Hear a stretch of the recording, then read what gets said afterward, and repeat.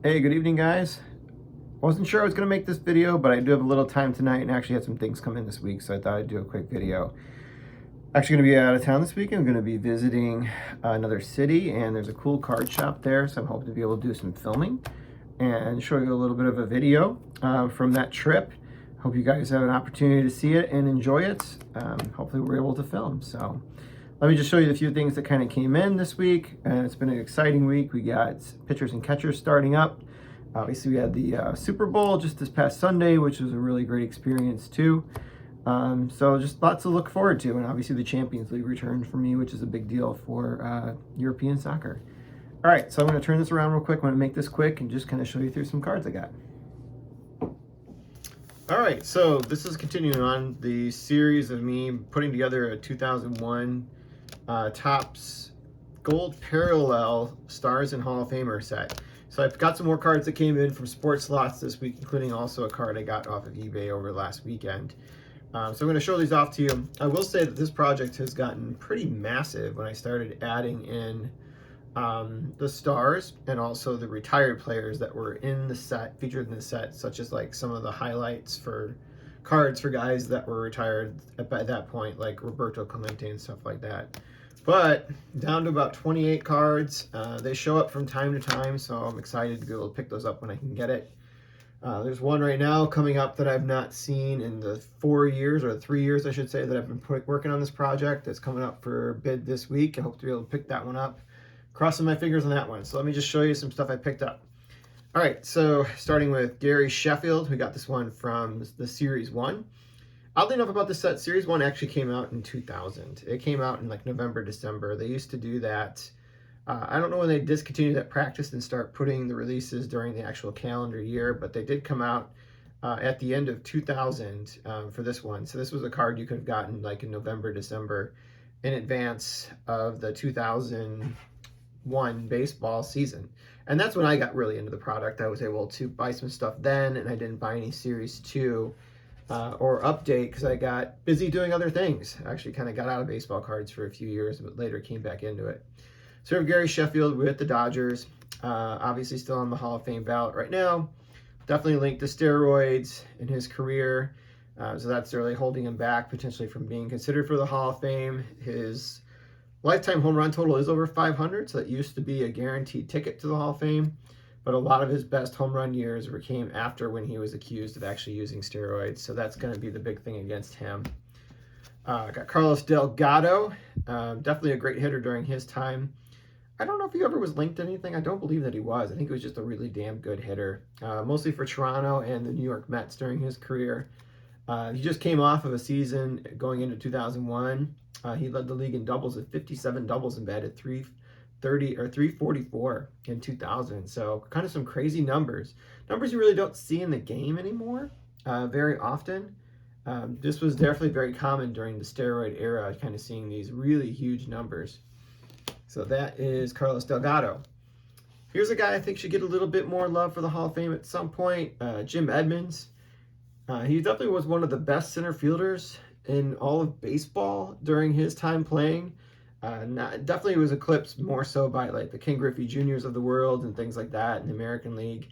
But he was definitely a hell of a center fielder when he came over to the National League, and was definitely a key component of the World Series runs for the Cardinals in 2006, and also their appearance in 2004. Definitely was a key player for them. So I'm happy to be able to add that one to my collection, and it's a Cardinal, so I'm really happy with that one. Definitely happy to have that player. I actually was at the game.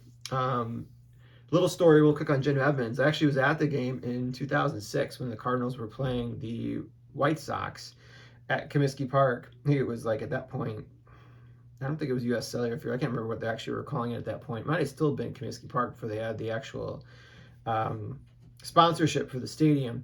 But this is where he got the really bad concussion that put him out for a little while, for the better part of almost a year, through 2006 through 2007. He was chasing a ball in center field and actually hit the wall, didn't catch it, and fell to the ground and hit his head on the ground as he landed. I remember watching it because my dad and I were sitting in center field at that point, so we were just really a few feet away from where that actually happened. And actually, it was a real game changer for him in his career, even though he was able to rebound a few years later and start coming back into the game. But he definitely missed some time because of that concussion. So definitely an interesting Jim Edmonds story there that I was actually bearing witness to. Then we got the big cat, Andres Gallardo, and there. Another guy that I think there is suspicion that he may have used, even though there's no evidence. I don't think that he ever did. Gallardo had some great years in the late 90s with the Rockies and with the Braves. By this point, he was kind of being moved on and played for a few more seasons, trying to hold on. Never really had big power numbers after about 2000, and 2000 was his last big season. I think he appeared in the All-Star game too, where he had 28 home runs and 100 RBIs. What he's kind of known for is he battled through several bouts of cancer during his career.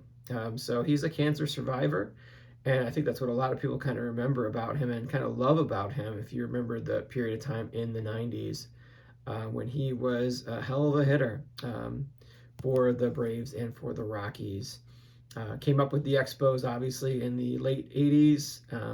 Really made a name for himself once he actually moved and played in Colorado with the expansion Rockies at that point. All right, so here's the card I got at eBay. It actually is another gold card. But this is actually features the last remaining player that's featured in this set that's still an active baseball player today. There's a couple draft cards where they show guys that were drafted. Maybe didn't make their major league debuts yet. So with Albert Pujols retiring, it's really just Adam Wainwright's the last guy that's kind of featured during this set that's actually still an active ball player, and this is going to be his last season coming up here in 2023. So this is actually his, you can probably say it's his first serial numbered card. He was featured in the 2000 draft update set, but it's not a numbered set. It's either chrome or you have the base card. That's the same set that Miguel Cabrera's featured in his rookie card. But Miguel Cabrera actually isn't in the 2001 set featured anywhere in the set. So that's why it makes this card kind of unique. It's the last guy.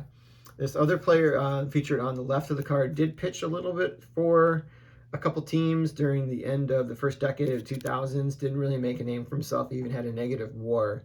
Whereas Wainwright, some people are trying to say, does he have an opportunity to be able to make the Hall of Fame? I don't think his numbers are really going to make it, even though he's going to probably win 200 wins, probably with the St. Louis Cardinals this season, which is a hell of an accomplishment. Going to be probably in that Hall of Very Good, but I don't know if he's going to be in the Hall of Fame. And as with all the other gold cards, this one actually is numbered on the back here out of 2001. So that's what I have for you guys tonight. Hopefully I'll have something to show you from the weekend. If not, I'll just do a little summary of what happened, and I look forward to talking to you guys some point next week.